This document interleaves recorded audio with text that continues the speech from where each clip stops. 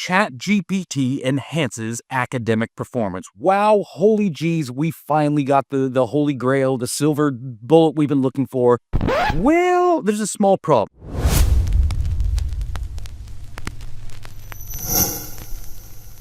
Hello, everybody, and welcome to this week's From Theory to Practice, where I take a look at the research so you don't have to. Now, the article I've selected this week is really popular right now. It has been making the rounds. It is called, Does ChatGPT Enhance Student Learning? A meta-analysis by Deng and colleagues. Now, why have I selected this paper? Because if you look at the highlights of this paper, which, let's be cleared, that's all most people are ever going to look at, it says, ChatGPT enhances academic performance, boosts affective motivational states, improves higher-order thinking properties, and reduces mental effort. This is why this paper is so popular right now, especially amongst ed tech and tech gurus, because finally we proved with meta-analysis that ChatGPT is good for learning. And I'm going to ignore the other three. I'm just going to focus right here on this idea. ChatGPT enhances academic performance. Wow, holy geez, we finally got the holy grail, the silver bullet we've been looking for. Things are about to change. Well, there's a small problem. First and foremost is this. It is way too early to be doing a meta-analysis with ChatGPT. If you think about it, this tool is really only about 2 years old, a little bit older. That is nowhere near enough time for us to do meaningful research that we can then pool together into a meta-analysis and say, here's what the big picture is saying. Just as a kind of a dirty rule of thumb, we tend to say 5 to 10 years of pure research is required before a meaningful, what we'll call deep meta-analysis can or even should be considered. So already off the bat, this thing shouldn't exist. We simply don't have the data yet for it. But let's take a look at what they found anyway. Looking at academic achievement, they were able to find 51 papers published in the last 2 years of looking at ChatGPT and academic achievement, and they found it had an effect size of 0.71, which is massive. This thing helps learning. But then you take a look at the effect sizes. So here are the 51 papers that went into coming up with that 0.71 value. If you look closely, some things should jump immediately out to you. Here's 3 of them. One effect size is 2.4, one is 3.1, and one is 3.17. These effect sizes are higher than anything you should possibly ever find in any research across any field. Those are absolutely absurd. And once you start finding absurdities and the fact that these weren't immediately dropped, you now have an open door to say, what else is going on here? Clearly, these researchers, by keeping these, were letting us know they really wanted a high effect size. So where else were they cutting corners? Now, we got to understand not all research is created equally. So in the academic literature, we publish our research in journals, and journals come in different flavors. Q1 journals are the top quartile. These are the journals you want. These are the highest quality research. They have the most stringent acceptance criteria. They have the most stringent peer-reviewed. This is where you find the best of the best research. Under that is Q2 journals. These are not always great. Second quartile. You can kind of futz with these a little bit. And as you can guess, Q3 and Q4 get even worse. These are where you really start to hit Q2 into 3 and 4, what we'd call predatory journals, where really, if you just pay enough money, you can get your stuff published regardless of how good it is. Sometimes they don't even peer review it. You also have unlisted journals. These are so left field, these journals, that we don't even know how to rank them. They're almost certainly predatory, and you shouldn't trust anything you read in any of them. And you also have conference papers. Conference papers are basically pilot studies that we present to other researchers, to each other in our field, but we don't really consider them deep research. It's basically saying, here's what I'm working on. Get ready for my publication in the future. So realistically, anything published or presented at a conference is cool. We don't often consider that deep, meaningful data, and certainly not in this field, I wouldn't. So let's go back to those 51 studies and take a look.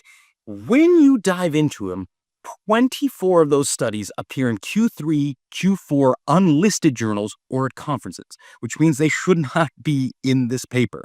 And surprise, surprise, of those 24 papers that we can cut out of this analysis, 9 of the 10 largest effect sizes fall in that drop category. 9 of the 10 largest effect sizes these researchers were using came from either predatory or unlisted journals or conferences. Do you see why I'm diving into this paper now?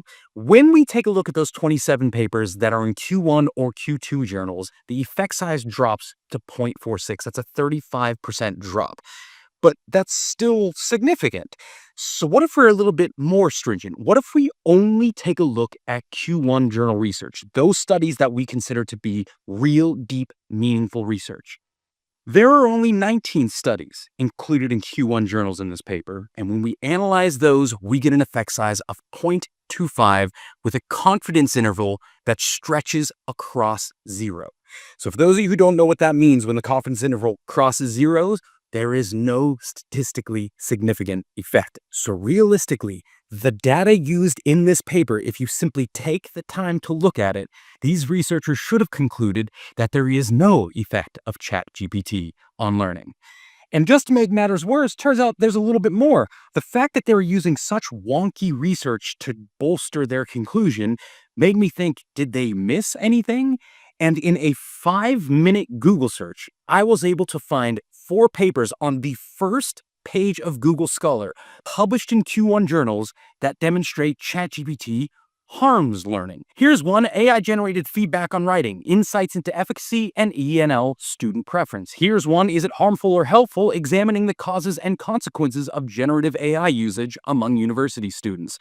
Impact of AI assistance on student agency. And the last one I found was generative AI can harm learning. These are top-tier research that these researchers somehow omitted from their analysis.